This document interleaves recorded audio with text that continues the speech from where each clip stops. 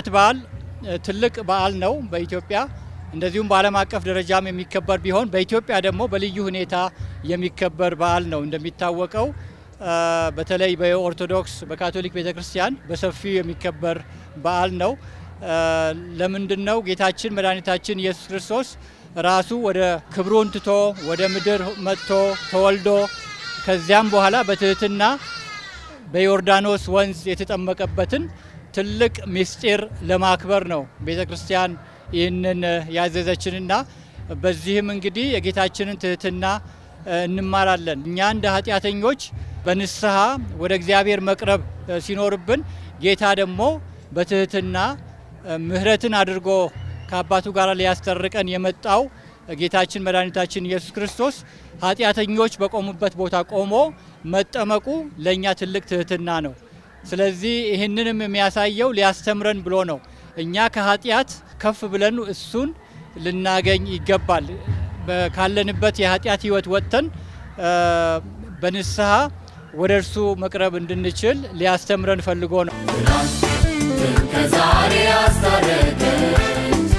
ዛሬም እንግዲህ በዚህ ቦታ የተጠመቁት ወይ ደግሞ በቅዱስ ውሃ የተባረኩት ምእመናን የሚያስቡት ይሄ ነው።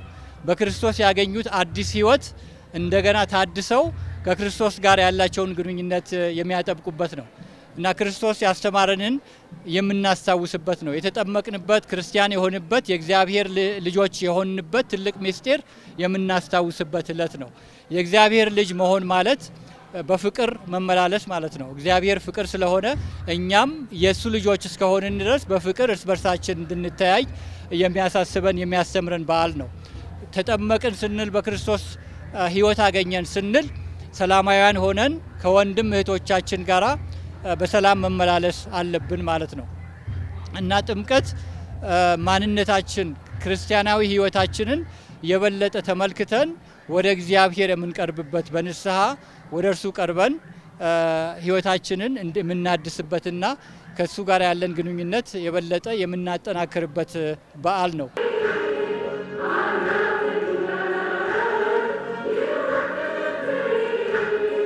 እውነት ሁልጊዜኛ ያው እንግዲህ ጥምቀትን የምናስበው ክርስቶስ ስለኛ ሲል ወደዚህ ምድር ከመጣ በኋላ የአዳምን ኃጢአት ለማጥፋት በጥምቀት አማካኝነት ጥምቀታችን እንድናድስ የምናድስበትም ጊዜ ስለሆነ ይህ የጥምቀት በዓል ትልቅ ትኩረት ተሰጥቶት በካቶሊክ ቤተክርስቲያን ይከበራል። ይህም ደግሞ አንድነታችንን ህብረታችንን የሚያሳይ ትልቅ ምልክት ስለሆነ በእውነት በትልቅ ደስታ የምናከብረው የጥምቀት በዓል በካቶሊክ ስናከብር ያው የክርስቶስን የመጠመቅ ትውስታ ነውና የምናደርገው ቅዳሴውን እናስቀድሳለን። እሱ እንደተጠመቀው በጸበሉ በተቀደሰው ጸበል ተጠምቀን የእሱን ጥምቀት አስታውሰን የምናሳልፈው በዓል ነው ማለት ነው። በጣም ደስ ይላል። እግዚአብሔር ይመስገን። በጣም በተለያዩ መንፈሳዊ ስርዓቶች እየተካሄደ ይገኛል። እግዚአብሔር ይመስገን። ቆንጆ በዓል እያሳለፍን ያለ ነው። የዘንድሮ የጥምቀት በዓል ስናከብር በእውነት መባረክ ማለት ይቻላል። ምእመናን በአንድ ልብ፣ በአንድ መንፈስ፣ በአንድ ፍቅር ተሰብስበን እግዚአብሔርን ስናመሰግን፣ ለሀገራችን በረከት ስንጠይቅ፣ እንዲሁም ደግሞ ለራሳችን ሰላምን ስንጠይቅ ነው በምስጋና ያሳለፍ ነው።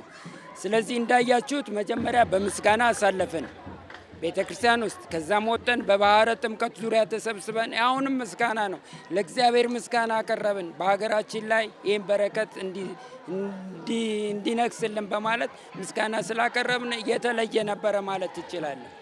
የጥምቀት በዓል ስናከብር ከምእመናን ጋር ከተለያዩ ቁምስናዎች እዚህ የመጡ እንደዚሁም ደግሞ ከውጭ ሀገርም ወደዚህ ሀገር የመጡ እንግዶቻችን አንድ ላይ ሆነን በዚህ በካቴድራል መስዋዕተ ቅዳሴ አሳርገናል።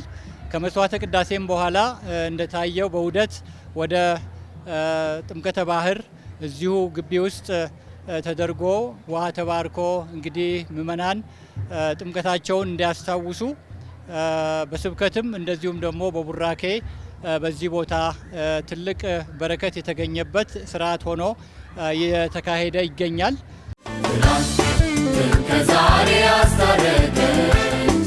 ይህ በዓል ደግሞ መንፈሳዊ ይዘት ብቻ አይደለም ያለው፣ እንደሚታወቀው ባህላዊም ገጽታ አለው። ቤተሰቦች አንድ ላይ የሚውሉበት ይህንን በዓል ምስጢሩን የበለጠ ለመረዳት ከመፈለጋቸውም ባሻገር እርስ በርሳቸው ደግሞ በፍቅር በሰላም በአንድነት የሚመላለሱበት ነው። ቤተሰቦች ብቻ ሳይሆን ጎረቤቶች አንድ ላይ የሚያከብሩት በዓል ነው።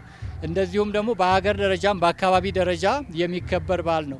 ከዚያም አልፎ ደግሞ ከውጭ ሀገር እዚህ ድረስ መጥተው ይህንን ትልቅ በዩኔስኮ የተመዘገበ ይህ ትልቅ በዓል ለማክበር መምጣታቸው ደግሞ ምን ያህል ለኢትዮጵያ ትልቅ ክብር እንደሆነ የሚያሳይ ነው። የኢትዮጵያ ካቶሊክ ቤተክርስቲያን እንደ ኦርቶዶክስ ቤተክርስቲያን የጥምቀት በዓልን በውጪ በአደባባይ በብዛት ታከብራለች እና ዋናው ዓላማው አንድ ሆነን ነጭ ለብሰን አእምሯችን፣ አስተሳሰባችን፣ ተግባራችን ንጹህ ሆኖ የመጠቃቃት የመገፋፋት ነገርን አስወግደን በአንድነት ያው ካቶሊክ ሲባል ከአጠራሩ ተነስቶ ዓለም አቀፍ ነው አስተሳሰቡና ከኛ ጋር ብቻም ሳይሆን ከሌሎች የእምነት ተከታዮች ጋር እኩል አብረን በሰላም የምናከብርበት በዓል ነው። የአደባባይ በዓል ነው።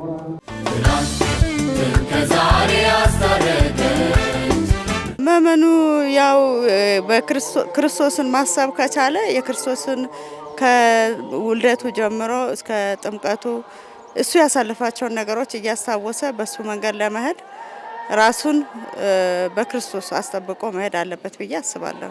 እኛ የምናስበው ከድሆች ጋራ ከሌላቸው ጋራ አብሮ በመካፈል ያለው ለሌለው በመድረስ በዚህ አይነት መንገድ የምናከብረው ስለሆነ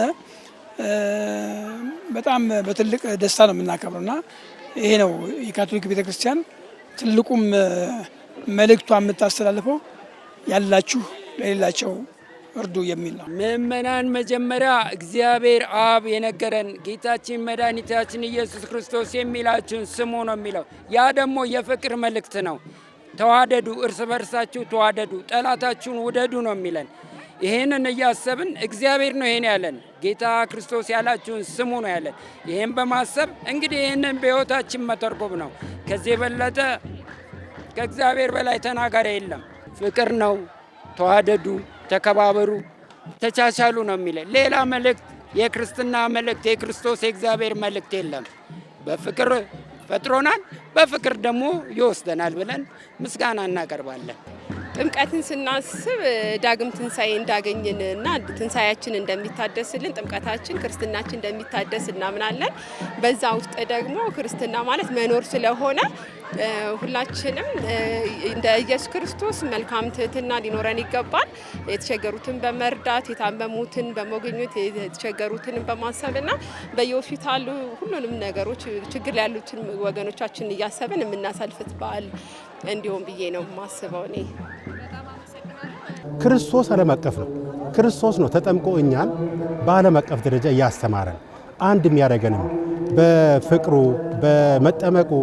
እሱ ኃጢአት ኖሮበታል የሚጠመቀው እኛን በትህትና ለማስተማር ስለፈለገ ነው እና ስለዚህ ይሄ የዓለም አቀፍነቱ ክርስቶስ ዓለም አቀፍ መሪያችን አዳኛችን ተጠምቆ እኛ ኃጢአተኞች ደግሞ ንጹህ ሆነን እንድንታይ ስለፈለገ የምናደርገው እንጂ ዝም ብለን በዘልማድ ውሃ ተረጫጭተን የምንለያይበት አይደለም እና ይሄ ደግሞ ኃጢአታችንን አንጽተን ለነገ ደግሞ እንዳይደገም የምናደርግበት ነገር ነው ሊሆን የሚችለው ለማለት ነው።